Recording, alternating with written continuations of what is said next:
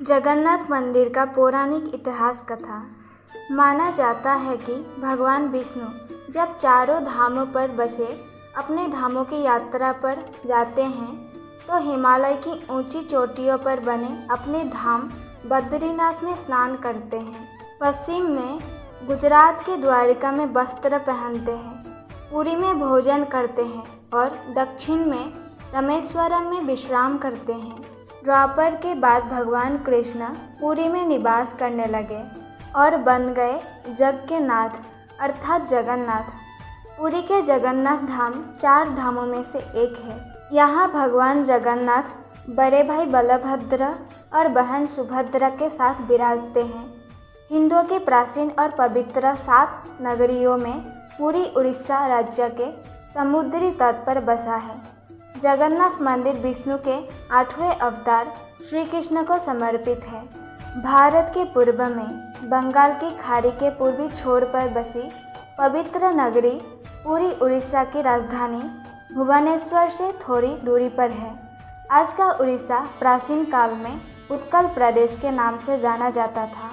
यहाँ देश की समृद्धि बंदरगाह थी, जहाँ जावा, सुमात्रा, इंडोनेशिया, थाईलैंड और अन्य कई देशों का इन्हीं बंदरगाह के रास्ते व्यापार होता था। पुराणों में इसे धरती का बैकुंठ भी कहा जाता है। ये भगवान विष्णु के 4 धामों में से एक है। इसे श्री क्षेत्र, श्री पुरुषोत्तम क्षेत्र, शाक क्षेत्र, नीलांचल, नीलगिरी और श्री जगन्नाथपुरी भी कहते हैं। यहाँ लक्ष्मीपति विष्णु ने तरह तरह की लीलाएं की थी। ब्रह्म और स्कंद पुराण के अनुसार यहाँ भगवान विष्णु पुरुषोत्तम नीलमाधव के रूप में अवतरित हुए और सबर जनजाति के परम पूज्य देवता बन गए। सबर जनजाति के देवता होने के कारण यहाँ भगवान जगन्नाथ का रूप कबीलाई देवताओं की तरह है। पहले कबीले के लोग अपने देवताओं की मूर्तियों को काष्ठ से बनाते थे। जगन्नाथ मंदिर में सबर जनजाति के पुजारियों के अलावा ब्राह्मण पुजारी भी हैं। ज्येष्ठ पूर्णिमा से आषाढ़ पूर्णिमा तक सबर जाति के देवतापति जगन्नाथ जी की सारी रीतियाँ करते हैं। पुराण के अनुसार नीलगिरी में पुरुषोत्तम हरि की पूजा की जाती है। पुरुषोत्तम हरि को यहाँ भगवान राम का रूप माना गया है। सबसे प्राचीन मत्स्य पुराण में लिखा है कि पुरुषोत्तम क्षेत्र की देवी विमला है और यहाँ उनकी पूजा होती है। रामायण के उत्तराखंड के अनुसार भगवान राम ने रावण के भाई विभीषण को अपने इक्ष्वाकु वंश के कुल देवता भगवान जगन्नाथ की आराधना करने को कहा।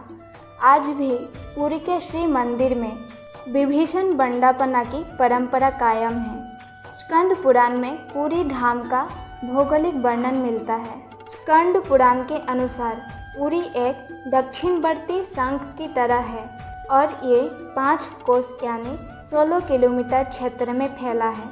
माना जाता है कि इसका लगभग 2 कोस क्षेत्र बंगाल की खाड़ी में डूब चुका है।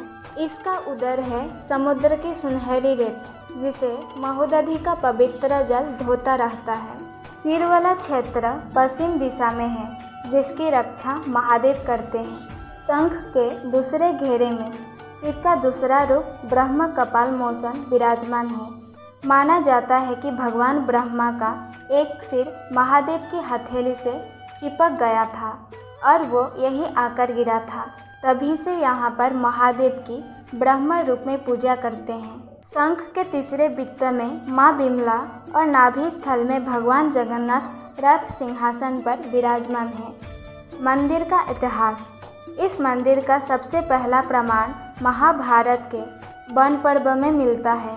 कहा जाता है कि सबसे पहले सबर आदिवासी विश्वावसु ने नीलमाधव के रूप में इनकी पूजा की थी।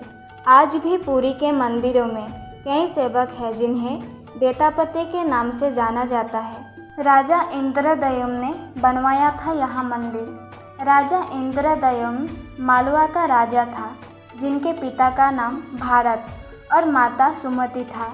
राजा इंद्रदयुम्न को सपने में हुए थे जगन्नाथ के दर्शन। कई ग्रंथों में राजा इंद्रदयुम्न और उनके यज्ञ के बारे में विस्तार से लिखा है।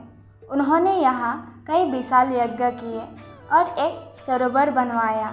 एक रात भगवान विष्णु ने उनको सपने में दर्शन दिए और कहा, नीलांचल पर्वत की एक गुफा में मेरी एक मूर्ति है, उसे नीलमाधव कहते हैं। तुम एक मंदिर बनवाकर उसमें मेरी ये मूर्ति स्थापित कर दो। राजा ने अपने सेवकों को नीलांचल पर्वत की खोज में भेजा। उसमें से एक था ब्राह्मण विद्यापति। विद्यापति ने सुन रखा था कि सबर कबीले के लोग नीलमाधव की पूजा करते हैं और उन्होंने अपने देवता की इस मूर्ति को नीलांचल पर्वत की गुफा में छुपा रखा है। वो ये भी जानता था कि सबर कबीले का मुखिया विश्ववसु नीलमाधव का उपासक है और उसी ने मूर्ति को गुफा में छुपा रखा है। चतुर विद्यापति ने मुखिया की बेटी से विवाह कर लिया। आखिर में वो अपनी पत्नी के जरिए नीलमाधव की गुफा तक पहुंचने में सफल हो गया। उसने मूर्ति चुरा ली और राजा को लाकर दे दी। विश्ववसु अपने आराध्या देव की मूर्ति चोरी होने से बहुत दुखी हुआ। अपने भक्त के दुख से भगवान भी दुखी हो गए। भगवान गुफा में लौट गए, लेकिन साथ ही राज इंद्रदमन से वादा किया कि वो एक दिन उनके पास जरूर लौटेंगे, बशर्ते कि वो एक दिन उनके लिए विशाल मंदिर बनवा दे। राजा ने मंदिर बनवा दिया और भगवान विष्णु से मंदिर में विराजमान होने के लिए कहा। भगवान ने कहा कि तुम मेरी मूर्ति बनाने के लिए समुद्र में तैर रहा पेड़ का बड़ा टुकड़ा उठाकर लाओ, जो द्वारिका से समुद्र में तैरकर पूरी आ रहा है। राजा के सेवकों ने उस पेड़ के टुकड़े को तो ढूंढ लिया, लेकिन सब लोग मिलकर भी उस पेड़ को नहीं उठा पाए। तब राजा को समझ आ गया कि नीलमाधव के अनन्य भक्त सबर कबीले के मुखिया विश्ववसु की ही सहायता लेना पड़ेगी। सब उस वक्त हैरान हो गए जब विश्ववसु भारी भरकम लकड़ी को उठाकर मंदिर तक ले आए। अब बारी थी लकड़ी से भगवान की मूर्ति गढ़ने की। राजा के कारीगरों ने लाख कोशिश कर ली, लेकिन कोई भी लकड़ी में एक छेनी तक भी नहीं लगा सका। तब तीनों लोग के कुशल कारीगर भगवान विश्वकर्मा एक बुरे व्यक्ति का रूप धरकर आए। उन्होंने राजा को कहा कि वो नीलमाधव की मूर्ति बना सकते हैं, लेकिन साथ ही उन्होंने अपनी शर्त भी रखी कि वो 21 दिन में मूर्ति बनाएंगे और अकेले में बनाएंगे। कोई उनको बनाते हुए नहीं देख सकता। उनकी शर्त मान ली गई। लोगों को आरी, छेनी, हथौड़े की आवाज़ें आती रही। राजा इंद्रदमन की रानी गुड़िया अपने को रोक नहीं पाई। वो दरवाजे के पास गई तो उसे कहीं आवाज़ सुनाई नहीं दी। वो घबरा गई। उसे लगा बुरा कारीगर मर गया है। उसने राजा को इसकी सूचना दी। अंदर से कहीं आवाज़ सुनाई नहीं दे रही थी, तो राजा को भी ऐसा ही लगा। सभी शर्तों और चेतावनियों को दरकिनार करते हुए राजा ने कमरे का दरवाज़ा खोलने का आदेश दिया। जैसे ही कमरा खोला गया तो बूढ़ा व्यक्ति गायब था और उसमें 3 अधूरी मूर्तियाँ पड़ी मिली। भगवान नीलमाधव और उनके भाई के छोटे छोटे हाथ बने थे, लेकिन उनकी टांगे नहीं, जबकि सुभद्रा के हाथ पांव बनाए ही नहीं गए थे। राजा ने इसे भगवान की इच्छा मानकर इन्हीं अधूरी मूर्तियों को स्थापित कर दिया। तब से लेकर आज तक तीनों भाई बहन इसी रूप में विद्यमान हैं। वर्तमान में जो मंदिर है वो 7वीं सदी में बनवाया था।